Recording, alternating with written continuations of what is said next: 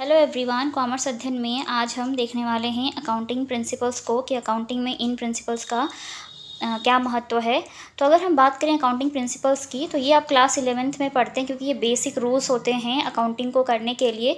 तो अगर आप एक कॉमर्स स्टूडेंट्स हैं तो सिर्फ क्लास 11th में ही नहीं, क्लास 11th 12th ग्रेजुएशन करते हैं, आप बीकॉम कर रहे हैं, बीबीए कर रहे हैं, आपका सब्जेक्ट अकाउंटिंग है, या जो भी वैकेंसीज़ आती हैं अकाउंटेंट के लिए या फिर ऑडिटर के लिए, है ना, जूनियर अकाउंटेंट के लिए, असिस्टेंट अकाउंटेंट के लिए, या फिर आप किसी टीचिंग फील्ड में हैं, अगर आपका कॉमर्स सब्जेक्ट है तो आपको इन प्रिंसिपल्स की नॉलेज होनी चाहिए।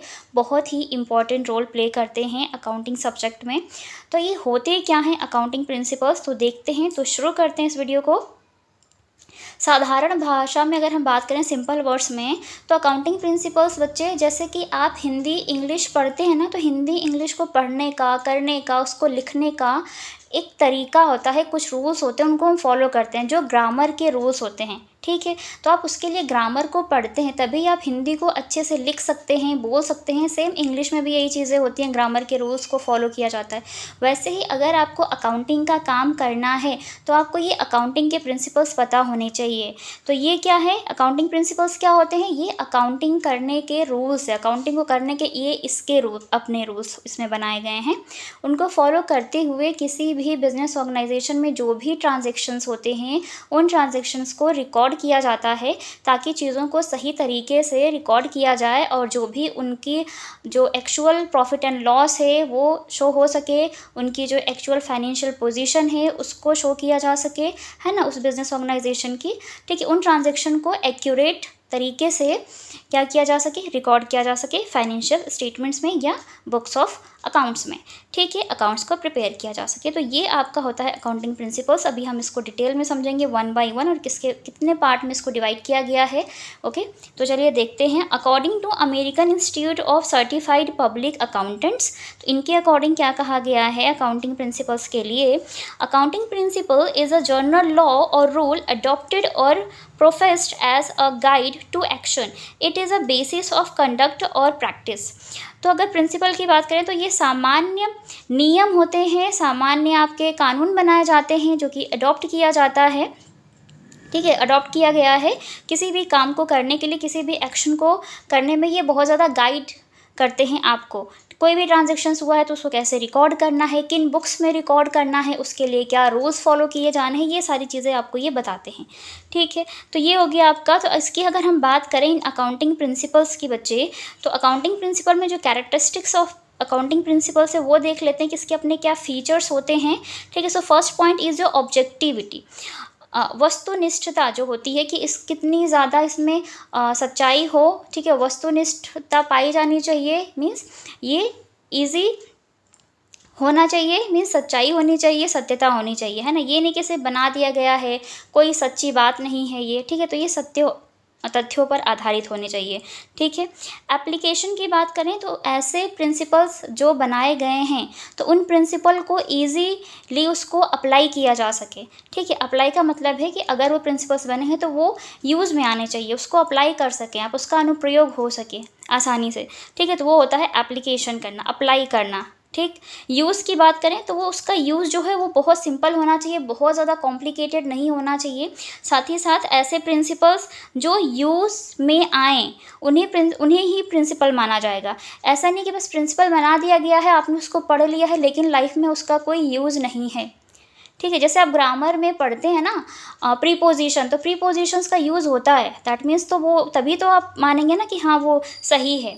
तो वैसे ही अकाउंटिंग में अगर ड्यूअल कॉन्सेप्ट बनाया गया है या ड्यूअल अकाउंटिंग प्रिंसिपल बनाया गया है तो उसको फॉलो करना इंपॉर्टेंट है, उसका यूज़ होना इंपॉर्टेंट है, नहीं तो क्या ही मतलब उसका, है ना।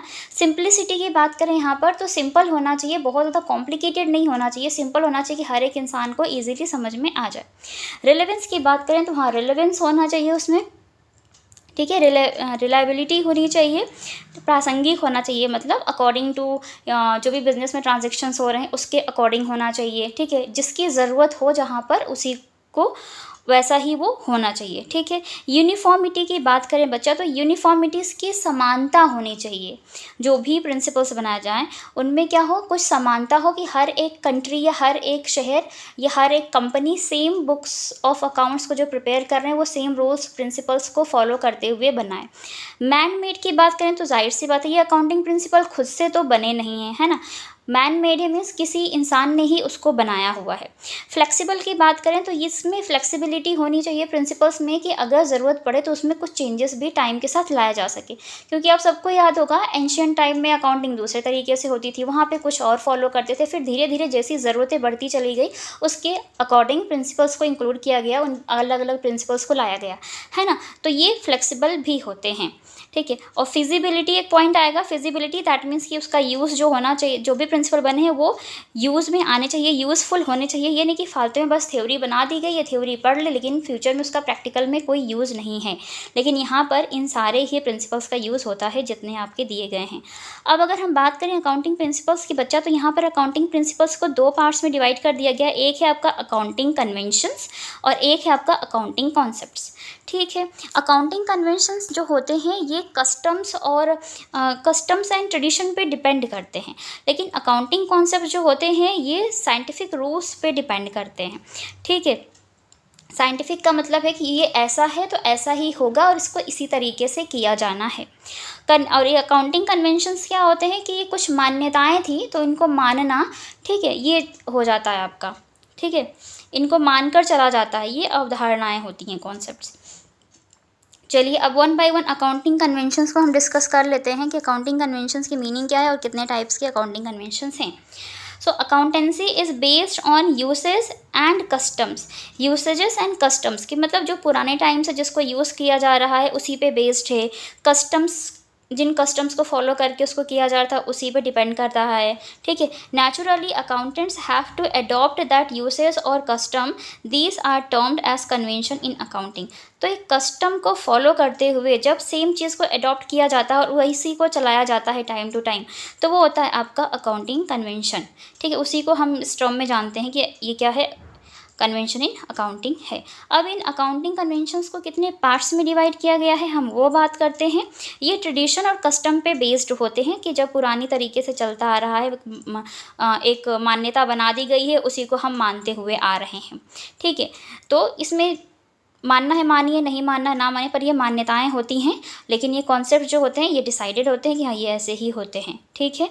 चलिए और आगे देखते हैं। अकाउंटिंग कन्वेंशंस की बात करें ना बच्चा, तो ये 3 टाइप्स के होते हैं। अकाउंटिंग कन्वेंशन 3 माने गए हैं। एक है कंजर्वेटिज्म, जिसको आप हिंदी में बोलते हैं रूढ़िवादिता की प्रथा। रूढ़िवादिता दैट मीन्स कि एक जो चीज़ें चली आ रही हैं, मतलब कहते नहीं है, तो इसको बोलते हैं सेफ्टी। मीन्स आप सेफ साइड रख कर चलते हैं, मीन्स सेफली खेलते हैं, है ना, सेफ्टी रख कर चलते हैं। डिस्क्लोजर का मतलब होता है किसी भी चीज़ का स्पष्टीकरण करना, ठीक है, हर चीज़ को दिखाना, शो करना, डिस्क्लोज करना। मटेरियलिटी की बात करें तो मटेरियलिटी, ये जो वर्ड देख रहे हैं ना बच्चा, किसी भी मटेरियल या मेटल से इसका मतलब नहीं होता है। मटेरियलिटी का यहाँ पर मतलब है बच्चा इम्पॉर्टेंट, है ना, जो इम्पॉर्टेंट हो। अब इसको डिटेल में देखते हैं।